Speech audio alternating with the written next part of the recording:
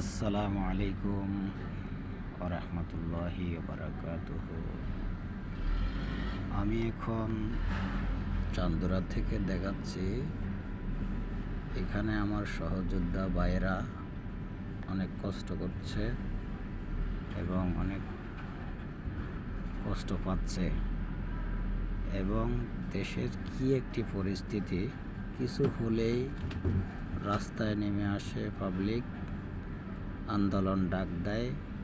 কী জন্য দিচ্ছে, কি ভালো হবে না খারাপ হবে তাও বোঝার মতো কেউ নাই। কিছু হইলেই আন্দোলন, কিছু হইলে অবরোধ, কিছু হইলে রাস্তা বন্ধ করে দেয়।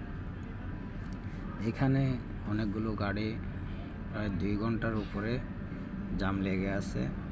এই যে অনেক মানুষ ভোগান্তি ভুগতেছে, কষ্ট পাচ্ছে, গাড়িতে ছোট